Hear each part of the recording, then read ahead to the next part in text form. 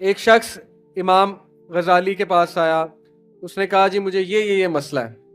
انہوں نے کہا استغفار کر.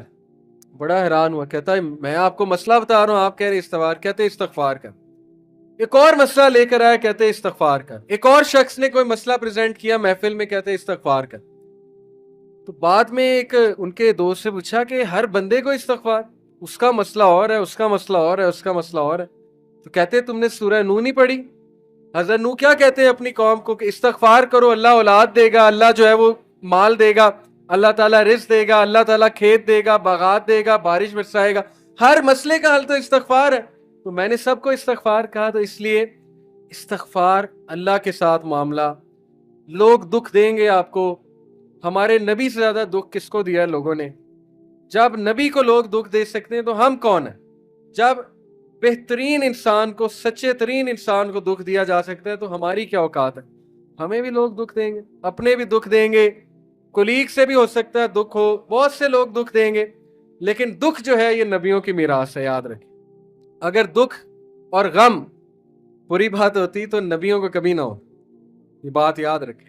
ہر نبی غم سے گزرا، ہر نبی غم سے گزرا، ہر نبی مشکل سے گزرا.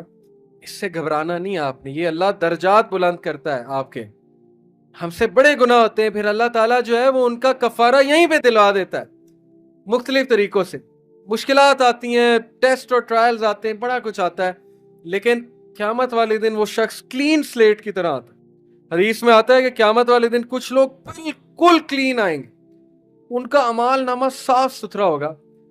تو کہا جائے گا یہ وہ لوگ ہیں جن کو دنیا میں بڑی مشکلات فیس کرنا پڑی لیکن صبر کیا انہوں نے اللہ کے فضل سے. اور آج اس نتیجے میں قیامت والے دن کچھ نہیں ہے ان کے اعمال میں، یعنی برائی کچھ نہیں ہے، صرف ان کے اعمال میں اچھائی ہے.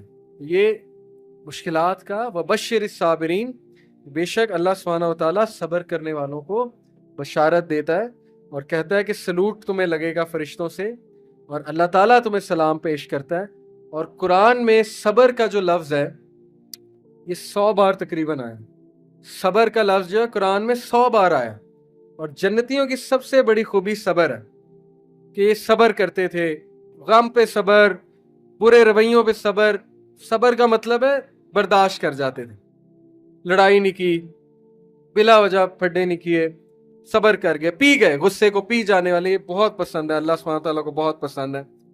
اور آخری جو چیز میں آپ کو دینا چاہتا ہوں، یہ حدیث جب آپ کو کوئی مسئلہ آئے نا اس کو انشاءاللہ اپنے سامنے رکھیں. عمر بن العاص ایک بہت ہی جید صحابی گزرے ہیں، مصر کے گورنر ہیں، حضرت عمر کے دور میں مصر کے گورنر تھے.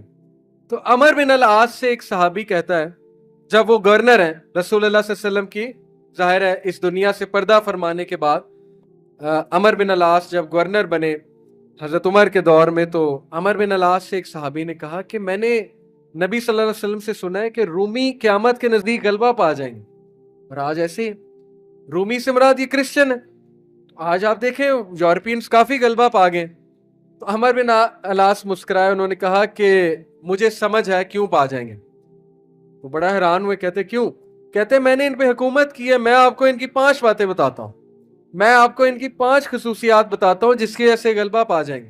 یہ ان کا ویو ہے عمر بن العاص کا کہ دیٹس وائی یہ لوگ غلبہ پا جائیں گے قیامت والے دن. انہوں نے کہا کیا ان میں 5 خصوصیات ہیں؟ آپ نے حکومت کی ہے ان پہ. پہلی خصوصیت their ability to cope well with tribulation. کیا مطلب ہے؟ اس صحیح مسلم کی روایت ہے کہ جب ان پہ کوئی مشکل آتی ہے نا ایک دم گھبراتے ہیں، لیکن محاسبہ کر لیتے ہیں مشکل آئی کیوں. کوستے نہیں رہتے قسمت کو، ہائے میں مر گیا، ہائے میں لٹ گیا، میری قسمت برباد ہوگی. نہیں، مشکل آئی گھبرائے، اس کے بعد بیٹھے سوچا آئی کیوں تھی، ہماری وجہ سے آئی تھی، کہیں میرا رویہ تو غلط نہیں ہے، کہیں میرے سے کوئی خطا تو نہیں ہوئی. کہیں سب سے پہلے کس کے بارے میں سوچنا ہے؟ اپنے بارے میں، کہ یار میری کیا غلطی تھی، میری. یہ سب سے پہلے انگلی ادھر ہونی چاہیے، اس کے بعد انگلی وہاں ہونی چاہیے. اچھا حالات میں تو نہیں کوئی مسئلہ، میری اسٹریٹجی تو کوئی غلط نہیں تھی، کہیں کسی کو میں نے غلط دوست تو نہیں بنا لیا، کہیں میں نے زندگی میں کوئی غلط رازدان تو نہیں بنا لیا، وغیرہ وغیرہ. سب سے پہلے انگلی اپنی طرف، اس کے بعد سوچنا ہے بائیں. تو سب سے پہلی کوالٹی کہ جب مشکل مصیبت آتی تو سوچتے ہیں کہ یار یہ آئی کیوں. their ability to recover quickly after a disaster. اور جب ठोकर पड़ती है तो रिकवरी जल्दी है, रिकवर हो जाते हैं, रिकवरी जल्दी है। यानी मैं आपको मिसाल देता हूं, इंटरव्यू में कोई फेल हो गया, मिसाल है, नहीं हुआ उसका टेस्ट पास। अब क्यों नहीं हुआ? अगर तो रोने लग जाएगा तो रोने से तो टेस्ट पास नहीं होगा। सोचे क्यों नहीं हुआ, मेरे वेट में कमी थी, क्या मसला क्या था, या इंस्ट्रक्टर से कोई कमी कुताही हुई, क्या हुआ है, ये पहली बात। दूसरी बात, रिकवर करें, फिर दें, रिकवरी मारे ना, सिर्फ हाथ पे हाथ धरे तो नहीं बैठे रहना। तीसरी बात, their ability to attack again after retreat. जब मैदान जंग से भाग जाते हैं, खड़े नहीं रहते बेवकूफों की तरह, भाग जाते हैं। जब मार्के में देखें नुकसान हो रहा है, भाग जाते हैं। ये भी अक्लमंदी है, यकीन करें, इसमें कोई वो नहीं है कि बंदा डरपोक हो गया। जब नजर आ रहा है कि वेपन्स की ज्यादा जरूरत है, ये वो, तो सलाहुद्दीन अय्यूबी ने भी यही किया था, पता है आपको।